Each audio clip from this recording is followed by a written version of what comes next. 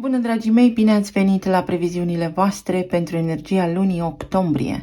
Acestea se aplică tuturor celor care au soarele, ascendentul și luna în leu.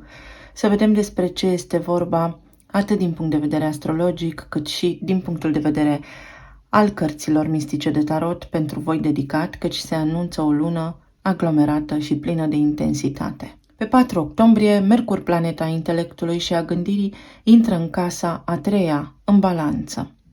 Pentru voi această energie înseamnă următoarele. Casa a treia vorbește despre familia noastră extinsă, rudele, frații, verișorii, mediul înconjurător de pe lângă casă, vecinii, drumurile scurte pe care le facem zi de zi, ceea ce dorim să învățăm nou, informații noi, modul în care vorbim. Balanța este semnul relațiilor conștiente unul la unul, iar Mercur, într-o energie de aer, tinde să oscileze destul de mult. În semnul balanței, va dori să asculte toate punctele de vedere, va dori să vorbească cu toată lumea, să intre într-o vibrație de pace, de diplomație și de liniște cu toată lumea. Nu se va grăbi să facă foarte multe drumuri, nu se va grăbi la drum, nu se va grăbi în luarea deciziilor și nu va comunica foarte iute și apăsat, ci din contră. Își va lua timp de analiză, poate câteodată prea mult. Asta poate însemna să vă răzgândiți într-o privință anume, în privința drumurilor pe care le faceți, sau să vă porniți mai greu la drum. Este doar o energie temporară, pentru că pe 22 Mercur intră în Scorpion, în casa a patra, și povestea se schimbă puțin. Pe 8 octombrie, Venus, planeta iubirii și a banilor, a stimei de sine, intră în Fecioară, în casa a doua. Casa a doua vorbește despre banii mei, finanțele mele, sentimentele mele. Fecioara este un arhetip foarte practic, foarte organizat și foarte metodic. Nu risipește nimic. Iar Venus este o energie foarte magnetică care atrage. Foarte mulți dintre voi veți avea răgazul să vedeți rodul muncii voastre, poate de o viață sau poate din ultimele luni. Tot aici s-ar putea să luați niște decizii foarte pragmatice în ceea ce privește bugetul vostru personal, dar și al familiei voastre. Puteți să vă faceți planuri financiare acum, să începeți să economisiți bani sau să fiți foarte atenți în luna octombrie la cheltuielile voastre. Pe ce anume este foarte util și neapărat necesar să cheltuiți. Ce nu, mai poate să aștepte puțin. Pe 10 octombrie, Pluto, planeta puterii și a transformării, a morții și a renașterii, își reia mersul direct în Capricorn, în casa voastră a șasea.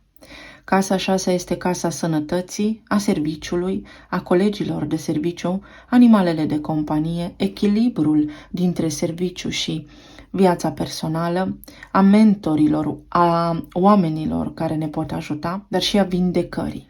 Pluto este planeta puterii, planeta care ți-a arătat până acum, încă din 2008 încoace, lucrurile pe care este bine să le faci și lucrurile de care ai ținut foarte tare și cărora te-ai opus atunci când trebuiau lăsate să plece. Pe ultima 100 de metri, în acest semn, Pluto va face o ultimă revizie și îți va da o șansă reală acum să revizuiești tot ceea ce ține de rutina ta, de sănătatea ta, de modul în care privești natura și animalele, de cât de mult timp petreci la serviciu față de viața personală și cât de mult te îngrijești de tine. Ești în locul potrivit alături de oamenii potriviți. Acum este momentul să îți reiei tu toată această putere, pentru că Pluto aici în Capricorn, pe ultima 100 de metri, la ultimele grade din Capricorn, înseamnă pentru foarte mulți dintre voi că este momentul să faceți o schimbare, sau vi se arată real că este momentul să faceți o schimbare pentru care poate nu aveți curaj. Pe 12 octombrie, Marte, planeta acțiunii, se mută în semnul profund al Scorpionului,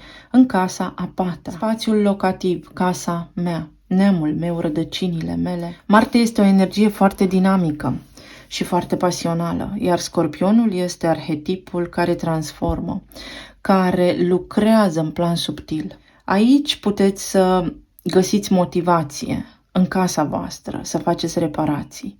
Dar nu doar să faceți reparații, ci să înțelegeți de fapt în spate ce v-a îndemnat să luați o decizie anterioară și cum puteți acum să nu repetați acțiunile care poate au stricat ceva anterior.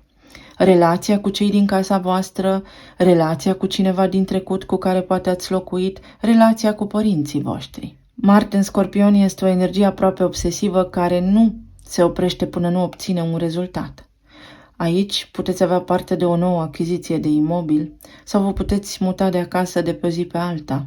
Să fiți preveniți în cazul în care vă confruntați cu așa ceva. Tot aici Marte în Scorpion aduce și o energie sexuală foarte intensă, multă pasiune, multă atracție, multă chimie. După cum spuneam, lucrează foarte profund la nivel de transformare, la nivel mistic și în plan subtil. Pe 14 octombrie avem parte de luna nouă din Balanță din casa voastră a treia, care este deopotrivă și eclipsă de soare. Casa a treia, după cum spuneam, are legătură cu drumurile pe distanțe scurte, cu ceea ce putem învăța nou, cu relațiile, pentru că vorbim despre balanță, ce relații noi îmi fac, cum vorbesc eu cu cei cu care am o relație conștientă, ce gândesc despre aceștia, dar și aceștia despre mine și cât de mult las aceste lucruri să mă influențeze. O lună nouă înseamnă intenții noi. În general, eclipsele aduc schimbări majore, răscruci în viețile noastre, puncte de cotitură care aduc evenimente majore. Ne putem raporta aici la anii 1998, 1999, 2006, 2007, 2015, 2016, când evenimente foarte importante au avut loc în viața noastră sau s-au produs schimbări majore pentru noi. Aceeași temă se poate repeta, poate nu aceleași lucruri, unul la unul, dar de o anvergură asemănătoare. Putem conștientiza acum foarte multe lucruri, dacă ceva nu ne-a convenit atunci, să nu repetăm istoria, ci să beneficiem pe deplin de energia acestei eclipse minunate. Și mergem mai departe, pe 22 și pe 23 vom avea activitate intensă în casa a patra, în energia Scorpionului, Mercur se mută în Scorpion și Soarele intră și el în Scorpion la o zi după. Mercur vine și lucrează în plan subtil. Ce se întâmplă la tine în casă? Ce se întâmplă la tine în casă care ți activează poate trauma copilului interior? Sau ce anume te oprește aici, te trage în jos pentru ca tu să nu strălucești? Ești conștient că ceea ce trăiești în casa ta de acum s-a întâmplat și în casa ta din copilărie? Pentru că este o legătură foarte strânsă între aceste două aspecte. Soarele va veni aici cu vitalitate, va veni cu motivație pentru ca tu să fii bine în casa ta, pentru ca tu să îți găsești locul în familia ta și să vindești trecutul. Poate relația cu părinții sau poate relația cu cei cu care locuiești acum. Și nu în ultimul rând, pe 28 octombrie vom avea parte de luna plină din Taur sau eclipsa parțială de lună din casa a 10. O lună plină spune detașare, eliminare, finalitate sau corectarea unor decizii anterioare. Casa 10 este o casă publică. Este chemarea sufletului, menirea noastră aici pe pământ, cariera noastră, titlul nostru, numele nostru în societate. Scena publică. Taurul este semnul iubirii al banilor, al confortului. Schimbări majore se vor petrece aici. Chiar dacă eclipsa este una parțială, este suficient de puternică încât să scoată la suprafață lucrurile care nu mai funcționează. Ceva se va încheia sau ceva trebuie corectat. Neapărat. Pentru unii dintre voi poate însemna o schimbare de direcție profesională, pentru alții dintre voi pensionare, pentru alții dintre voi schimbarea carierei, reconversie sau schimbarea locului de muncă. Pentru unii dintre voi va aduce schimbarea titlului din student în profesor, spre exemplu, sau o promovare la locul de muncă a titulaturii. Iar pentru alții dintre voi chiar și a numelui. Da, puteți să vă schimbați numele în cazul în care, anterior, să spunem, ați divorțat sau aveați de gând să divorțați. Această eclipsă parțială de lună vă va scoate din zona de confort, ceva ce are legătură cu banii voștri. Acum va ieși la suprafață. Poate o teamă de bani, poate lipsa progresului în viața voastră. Toate aceste lucruri ies la suprafață și vă aduc schimbări majore. Eu vă doresc tuturor să aveți o lună minunată și să vedem așadar care este energia cărților pentru voi în această lună. Leu, octombrie. Avem conștientizare, epifanie și avem planeta Marte și Uranus. Uranus și Jupiter sunt în perioada de retrogradare în casa voastră a 10-a, unde are loc eclipsa parțială de lună sau luna plină din Taur. Prin acea lunație, în jurul acelei date, s-ar putea să aveți o conștientizare majoră sau să se producă o schimbare de anvergură în viața voastră, pe care poate o așteptați sau care poate vă va surprinde. Un eveniment neașteptat va avea loc pentru voi în luna octombrie, care implică numele vostru, schimbarea locului de muncă, un titlu nou posibil. Avem numărul 39, casa a 3-a, prin energia balanței, și luna nouă va fi implicată aici și eclipsa de soare. Ambele eclipse vor aduce pentru voi niște schimbări uriașe în această lună. Și casa a 9-a, la nivel de credință. Credința mea m-a purtat în locurile potrivite, m-a purtat pe drumul potrivit, da sau nu? Trăiesc în iluzie sau trăiesc în adevăr? Avem numărul 17. Sau steaua, avem conștiință înaltă, trezirea în conștiință înaltă. Avem planeta Mercur și luna.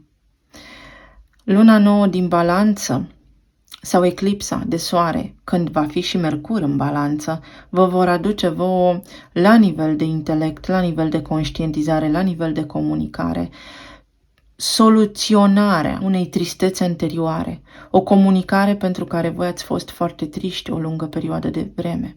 Cineva cu care nu ați mai vorbit de o lungă perioadă de timp poate acum să reia o comunicare cu voi. Poate întâmplător, complet neașteptat, dar aceste lucruri se vor întâmpla pentru că intervine o conștiință înaltă, divinitatea sau voi, dar în plan subtil. Avem armonie între soare și lună, sensul. Avem nodul nord și luna. Nodul nord în Berbec și luna. Nodul nord în Berbec pentru voi este în casa a 9-a a credințelor. Credințele tale sunt adânc înrădăcinate în subconștientul tău și acționezi în funcție de acestea, în funcție de programele pe care le-ai căpătat în copilărie de la formatorii tăi de atunci și nu îți dai seama că nu trăiești în adevăr, poate, sau că ai proiectat iluzii în viața ta, sau că ai făcut tot ce ai putut tu mai bine, dar că ești cat acum să îți creezi o nouă viață și să te aliniezi la adevăratul tău sens. Casa a 5-a vorbește despre iubire, despre mare iubire, iar casa a 4-a, unde voi aveți atâta energie de Scorpion, vorbește despre familia ta, cu cine locuiești tu acum. Ești lângă oamenii potriviți sau ai dori foarte mult o familie pentru că așa ai învățat tu în subconștient că trebuie să ai?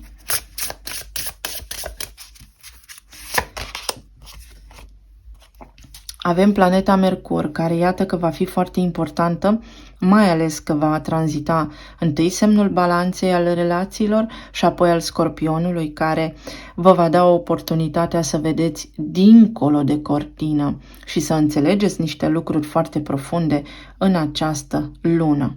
Conștiință, comunicăm, disponibilitatea unor oameni care înainte nu comunicau cu voi, poate fi aici în această lună pentru voi. Întreaga lună octombrie pentru voi va fi despre cum gândiți, ce spuneți și cui spuneți.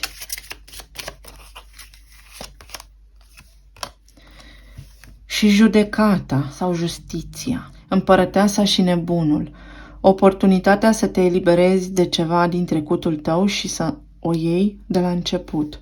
O situație care se schimbă pentru că tu ai atras-o, iar această schimbare începe acum și se va materializa concret atunci când Venus, care se regăsește în acest moment în casa a 2-a, va intra sau își va începe tranzitul prin balanță în casa voastră a 3-a. Să vedem ce ne spune și tarotul pentru Leu, luna octombrie.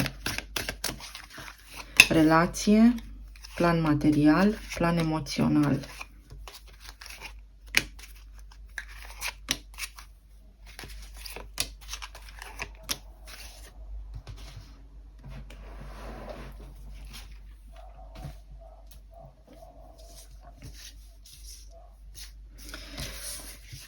La nivel de relație, avem lumea, 4 de cupe și regina de monede. Pentru cei care sunteți singuri, unii dintre voi sunteți singuri pentru că respingeți inconștient ideea de relație stabilă fără să vă dați seama. Poate ați învățat undeva în copilărie sau poate ați văzut instabilitate în jurul vostru și acum efectele lucrurilor pe care le aveți în subconștient, ideilor pe care le aveți în subconștient, rulează în viața voastră și sunteți singuri. Altora dintre voi vi se spune că dacă cumva aveți gândul la cineva și acest om nu vă dă nicio veste, nu arată niciun fel de interes în ceea ce vă privește, este momentul să vă îndepărtați de ideea de o posibilă relație cu acesta. Pentru cei care sunteți în relații deja stabile, de lungă durată sau de căsătorie, aici unul dintre voi este tare supărat, tare necăjit și vrea să încheie ceva.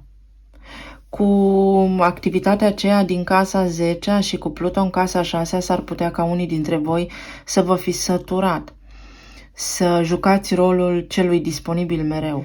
Lumea vine cu o încheiere, dar și cu un început.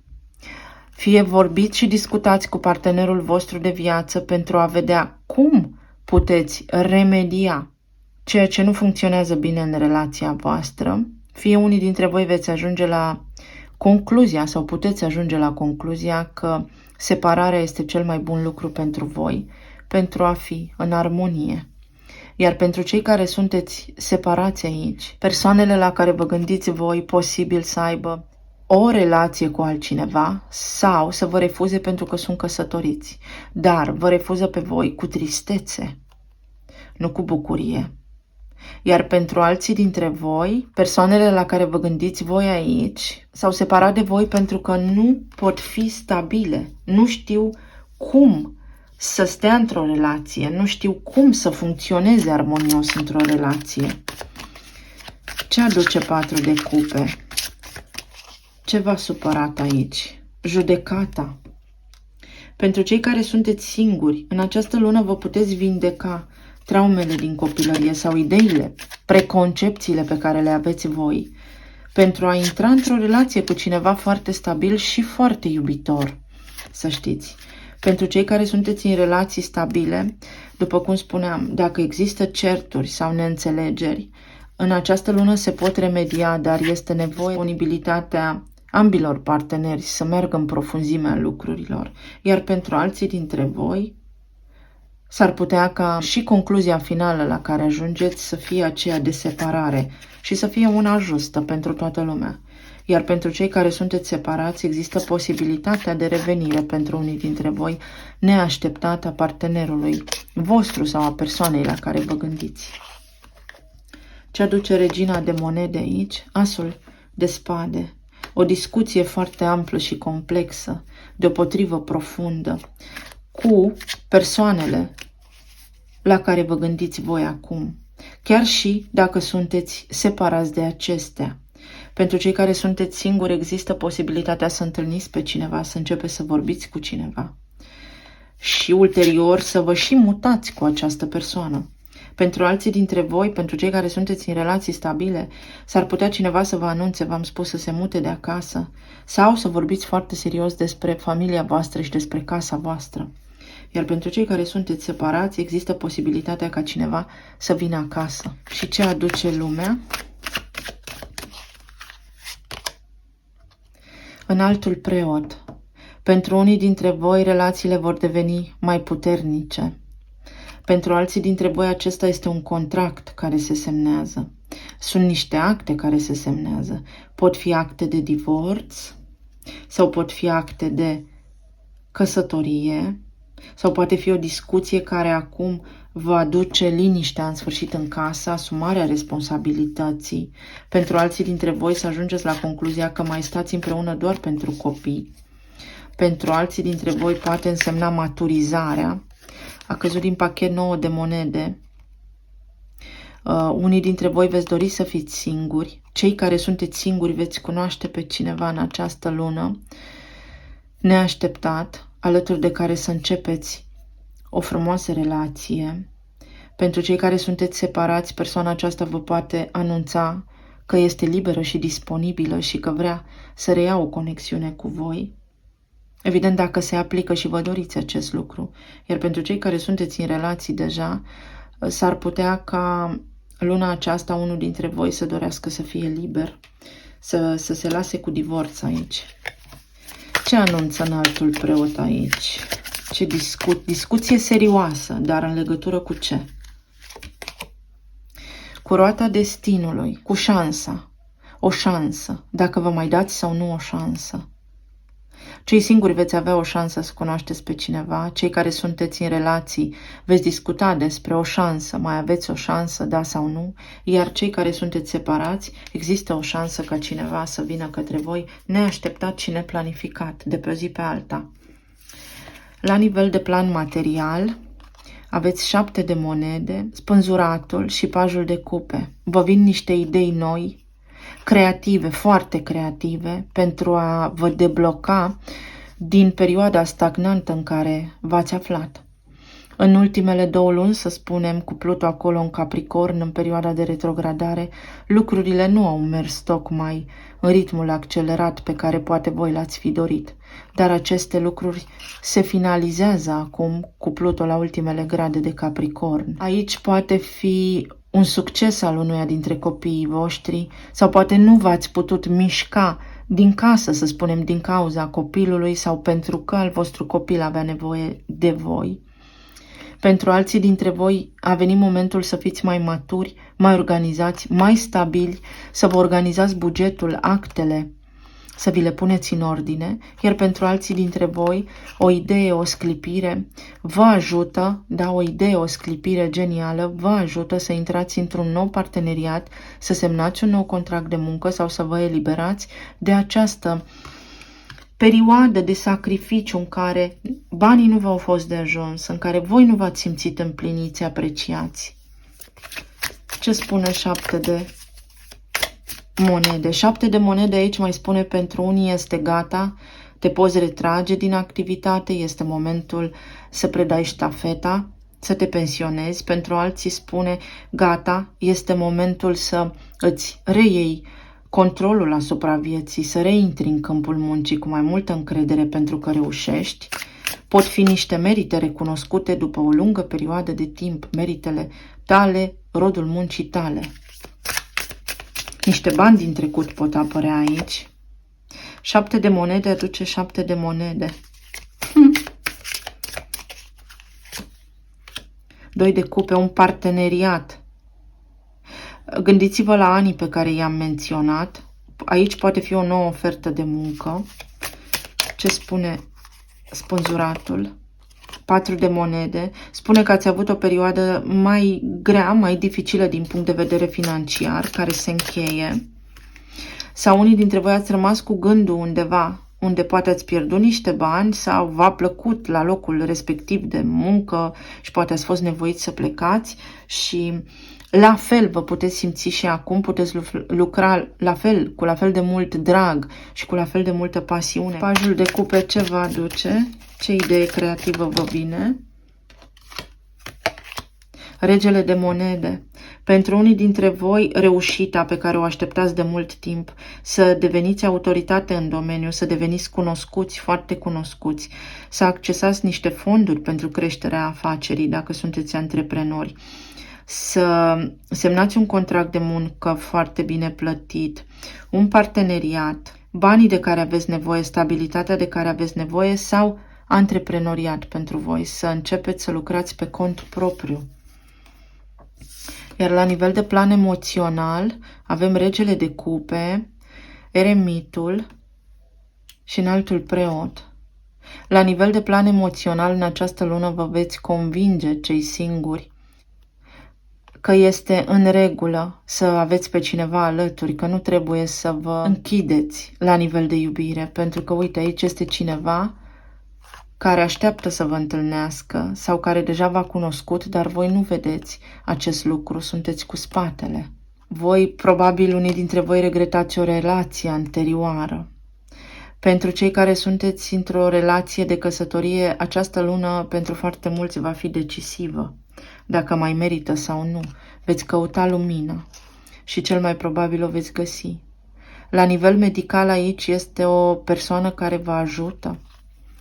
Pentru alții dintre voi veți deveni o autoritate în domeniu, foarte cunoscut în comunitatea în care sunteți voi, fie prin talentul vostru gastronomic, fie pentru că sunteți un foarte bun sfătuitor. Ce aduce regele de cupe aici? Luna. Veți afla niște lucruri sau cineva vă iubește în secret. Aveți un admirator secret aici sau pur și simplu înțelegeți voi în această lună dacă cineva cu adevărat vă iubește sau nu. Sau veți afla că cineva are sentimente pentru voi și nu v-a spus. Eremitul, steaua, vindecare. Veți înțelege că deși v-ați îndepărtat unii dintre voi, încă vă iubiți. Va aduce apropiere de cineva drag, va aduce armonie în relația cu mama, în relația cu fata dacă aveți, în relația cu sora, în relația cu o energie feminină din viața voastră. Și în altul preot, turnul. Pentru unii dintre voi această lună, după cum spuneam, este una care vă schimbă complet viața. Intrați pe o altă direcție, vă aduce o conștientizare. Separarea dinainte s-a întâmplat pentru că acum înțeleg, iert și merg mai departe, cu potențial de revenire pentru unii dintre voi. Pentru alții dintre voi este vremea să mă îndepărtez din această relație care nu îmi face bine și uite că există în fața mea iubire, dar eu nu o văd. Cea mai bună carte care arată relațiile. Tânăra domniță, care spune o nouă relație înflorește. Fie vă întăriți relațiile în această lună, fie cunoașteți pe cineva dacă sunteți singuri, fie posibilitatea de revenire a unor oameni în viața voastră dacă asta vă doriți și mai aveți o linie și un drum împreună. Talismanele.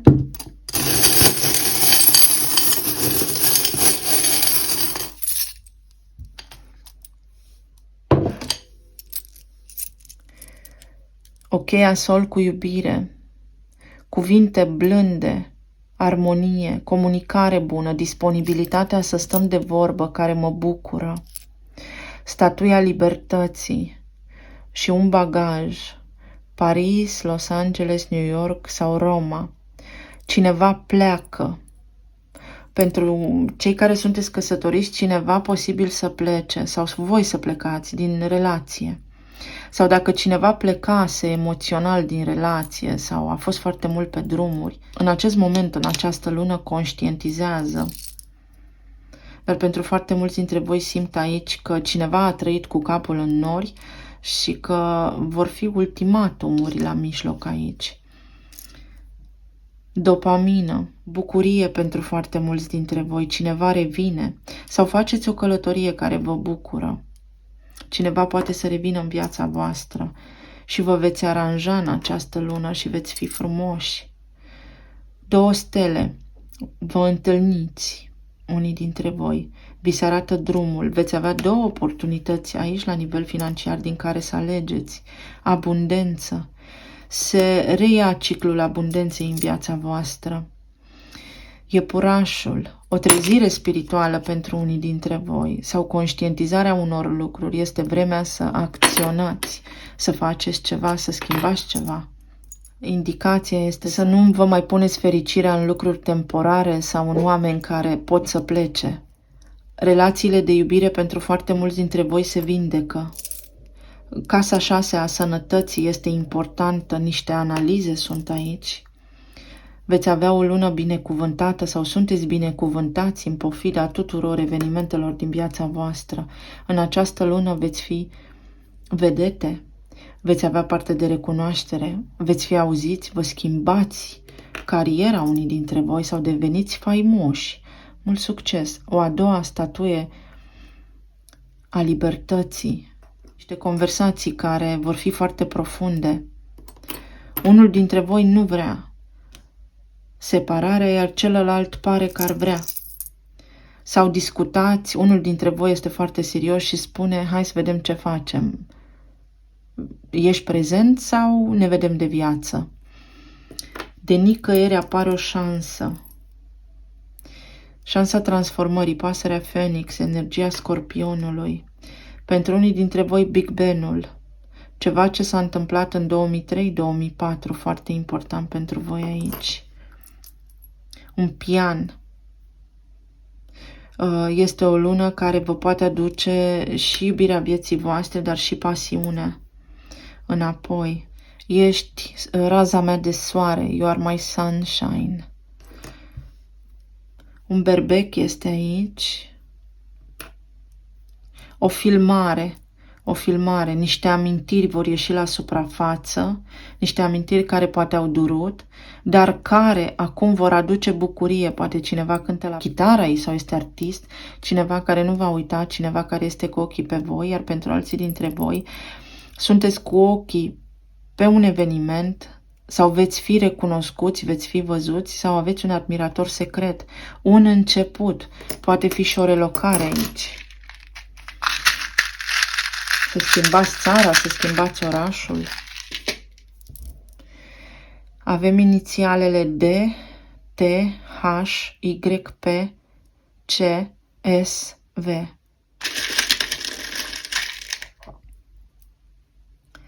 O și T. Tot. Totul sau nimic. Va fi o lună în care veți avea foarte mulți dintre voi evenimente importante și să vă aduceți aminte informația cu anii pe care v-am transmis-o. Unii dintre voi veți avea schimbări în casă importante. Soți, cei care sunteți în relații stabile, v-am spus. Sau aflați despre cineva, dacă era căsătorit, informații despre căsnicia sa. Sau cineva se căsătorește. Vocea clienților, veți avea parte de recunoaștere, foarte multă recunoaștere. Povestea toată. Acum aveți ocazia să încheiați o poveste anterioară definitiv sau să reluați povestea pentru că nu este încă finalizată. Coș, veți face o achiziție. Telefon, mașină, casă, orice poate fi aici. Atenție la brațe, atenție la coate. Unii dintre voi veți lucra, veți începe să lucrați, poate mai mult sau poate mai eficient, cu Venus, mai practic cu Venus în casa a doua a banilor. Aveți o faimă aici, aveți o recunoaștere top, urcați în clasament, niște jucării, copilul interior sau copiii voștri. Copiii, trebuie să vă jucați mai mult cu copiii, să vă iubiți copiii, să-i băgați mai mult în seamă căci au nevoie de voi. HD. Vedeți ceva foarte clar în această lună, Mercur. Imaginea foarte clară. Aveți un potențial uriaș aici. Vi se aprobă niște lucruri care înainte nu mergeau. Din nou simt foarte multă faimă, simt ceva măreț în viața voastră aici. Veți fi mulțumiți. O plată, vi se face o plată în curând. Iar alții veți pune punct unei situații, unui mod de a fi, unui gând pentru a vă liniști. Și cineva vă salută, neașteptat.